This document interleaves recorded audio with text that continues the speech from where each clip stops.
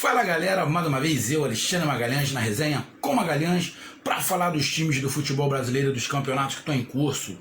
Galera, meio de semana tivemos o final, o término, a última rodada da fase de grupos, tanto da Libertadores quanto da Sul-Americana.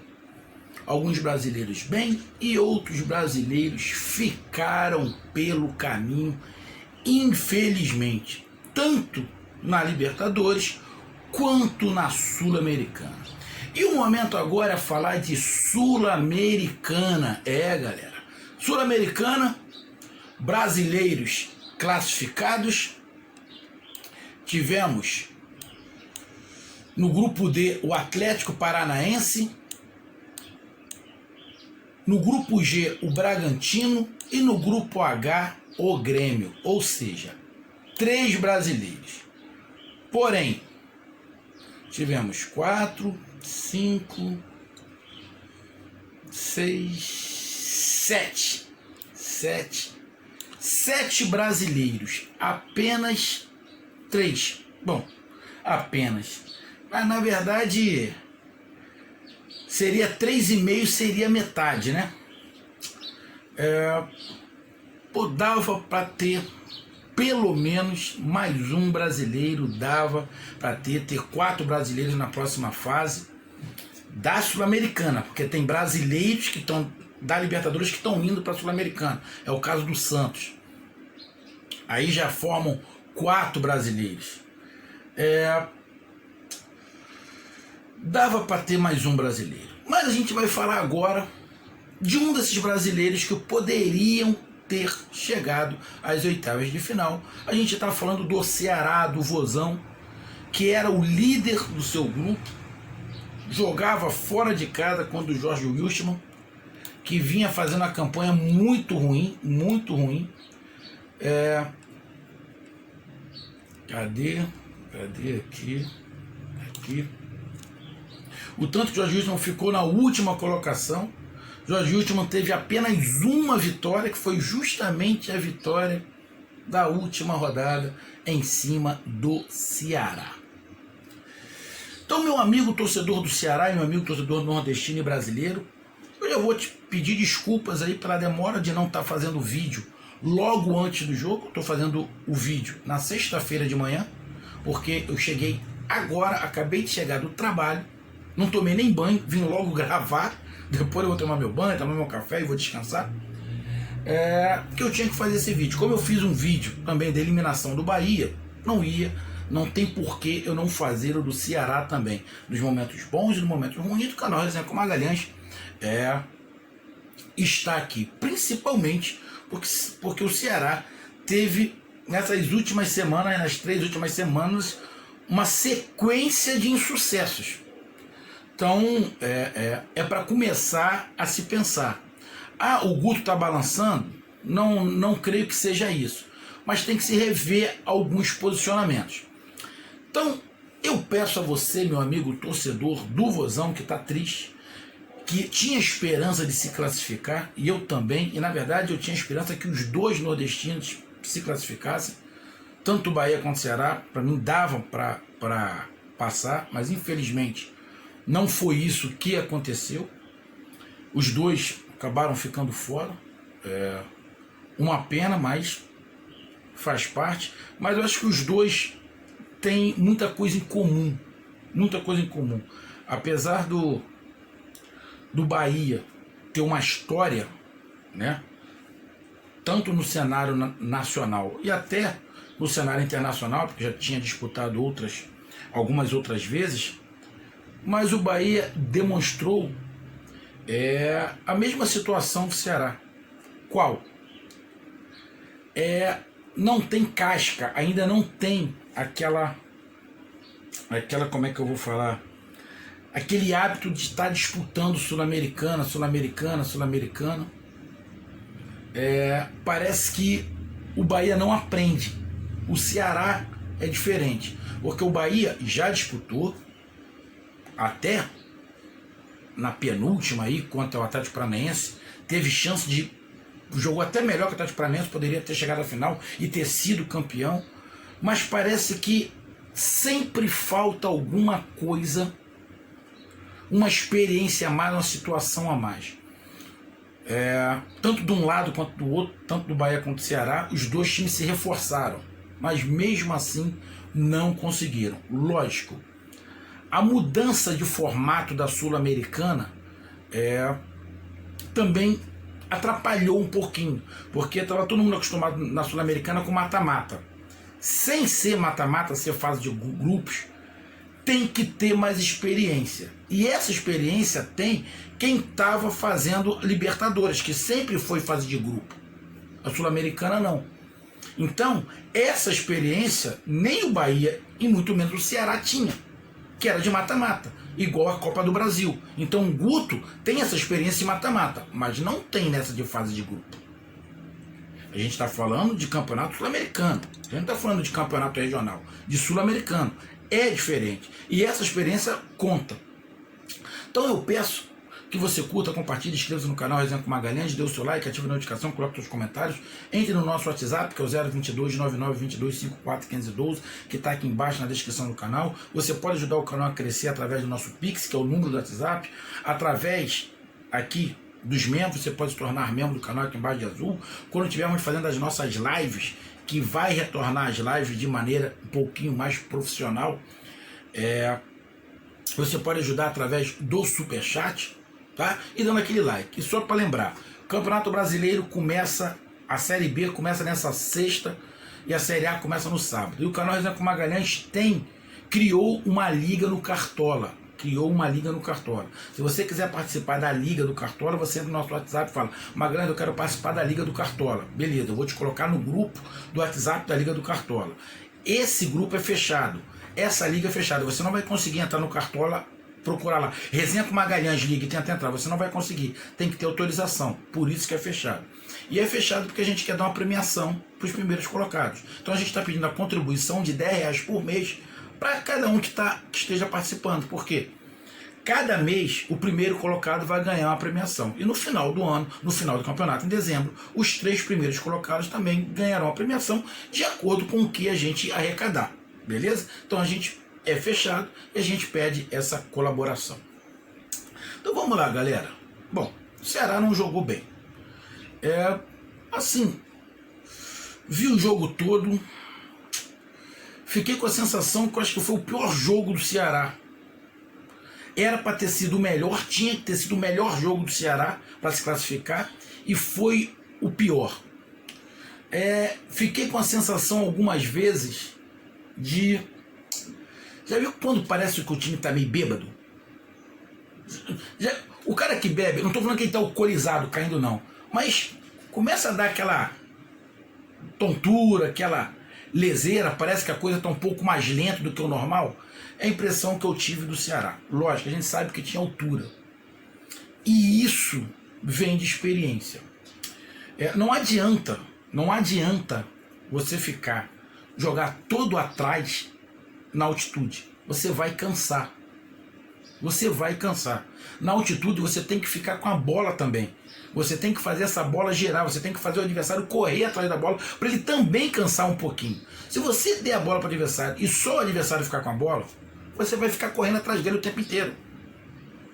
E você vai cansar, porque você tem que correr para lá, marca para cá, marca para lá, marca para cá, marca para lá, fica complicado. E o Ceará acabou caindo, para mim, nessa asneira. Lógico, a diferença de posse de bola não foi tão grande assim, até porque o time do Jorge Wilson não é isso tudo.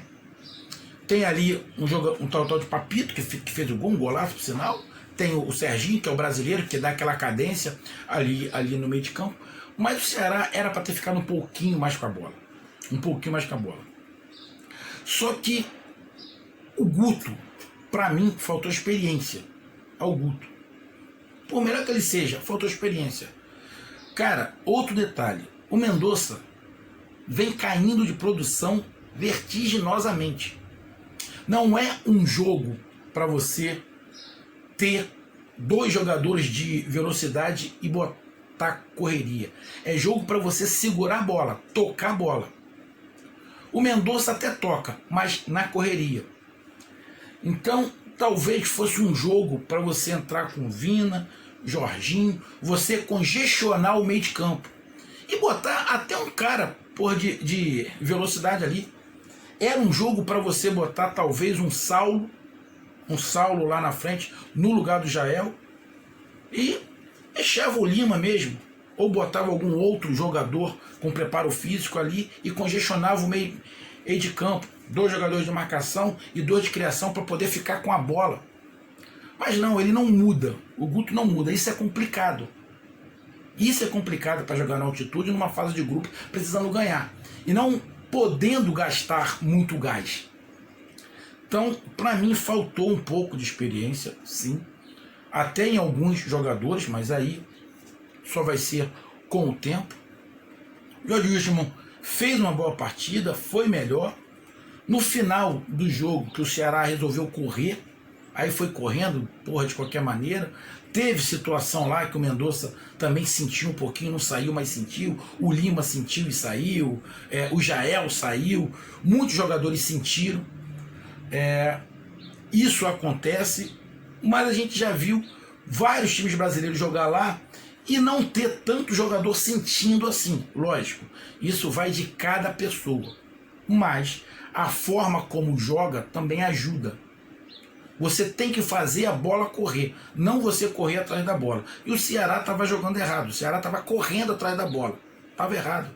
Ia morrer, ia cansar, ia dar espaço, que não tem como você ficar o tempo inteiro assim. Ainda mais na correria que o Ceará estava de Copa do Nordeste, Campeonato Cearense.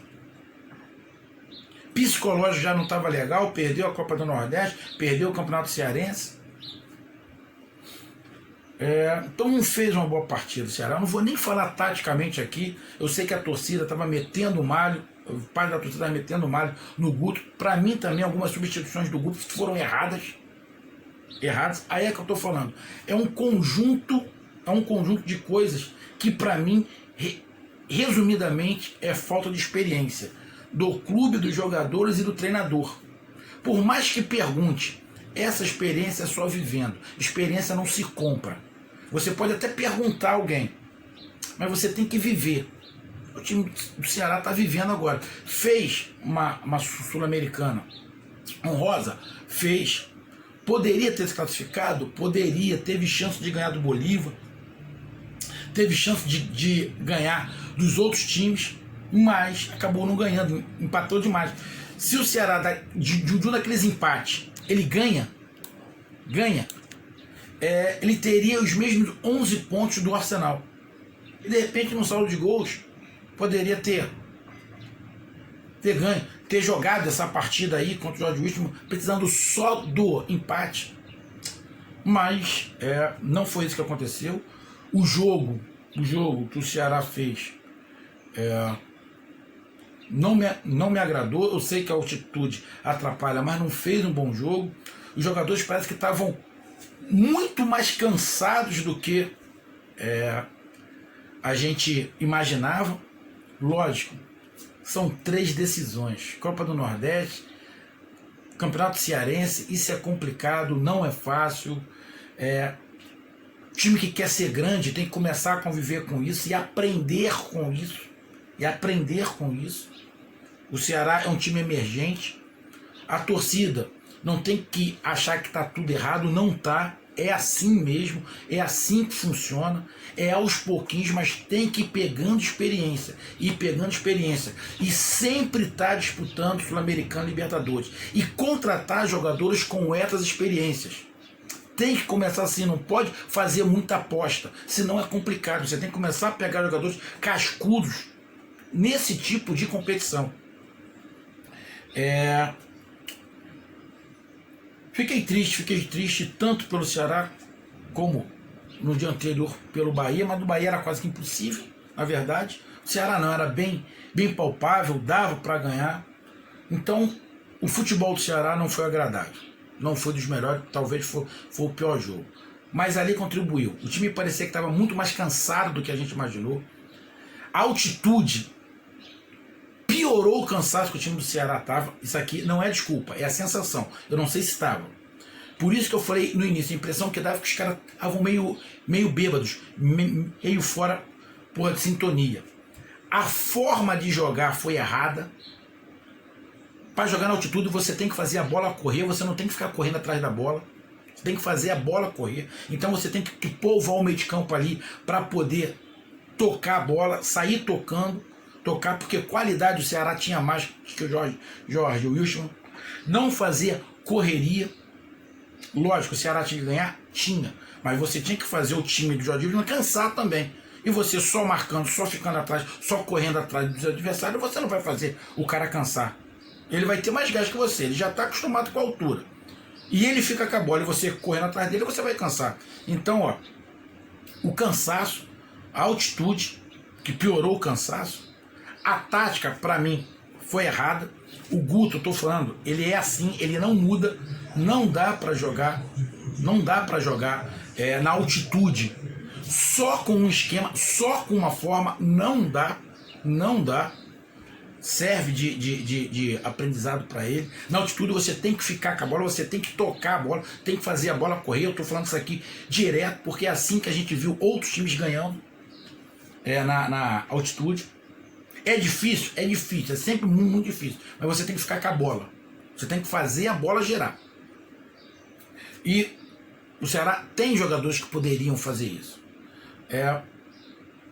Além do Guto, para mim, mexer errado. Aí teve também a condução do Lima, o Jael teve que sair. Ele mexeu um pouco errado, ele botou o Ione Gonçalves, primeiro era para ter botado o Saulo. Ele invertia algumas coisas, ou até o Jorginho, quando o Lima se machucou, colocava o Jorginho logo. Então foi uma sucessão de... Eu não vou nem falar de erros, tá? Mas foi uma sucessão de falta de experiência. Então, para mim, a não classificação do Ceará bate na falta de experiência. Na falta de experiência. Aquela casca no campeonato, aquela forma, lógico. Não só experiência. Faltou um pouquinho de competência em algumas situações. Substituição não é experiência, é competência. Para mim o Guto errou, tá? Mas juntando os erros com tudo, essa falta de experiência falou mais alto. Até no planejamento. Por quê? Final de Copa do Nordeste, final de Campeonato Estadual e Sul-Americana. Não é para qualquer um. Tem que ter um planejamento para isso. Tem que ter um planejamento. E de repente o planejamento não foi o melhor possível. De repente o planejamento era fazer igual o Grêmio faz, escolhe um e se dedica só a um, e a torcida tem que entender. A torcida não quer entender, mas deveria entender que não tem elenco para isso tudo. O elenco é bom, mas não tem elenco para ficar se dividindo. O campeonato estadual do Ceará destruiu o Ceará. Um outro culpado também é a Federação Cearense de Futebol, que não ajudou em nada o seu representante, em nada. Na verdade, atrapalhou o Ceará. A Federação de Futebol do Ceará atrapalhou o Ceará. Mas isso aqui não é desculpa. Não se classificou por falta de competência. Mas o último jogo foi uma sucessão. Foi uma sucessão de falta de experiência, foi um conjunto de falta de experiência e erros, principalmente táticos do Guto Ferreira. Essa é minha visão. Infelizmente não deu. Não deu. Ficou ali em segundo lugar. Se classificou 3 brasileiros na Sul-Americana. E na Libertadores, deixa eu ver aqui rapidinho. Na Libertadores, deixa eu ver quais são os brasileiros que vão para a Sul-Americana, que vão entrar na Sul-Americana. Ó.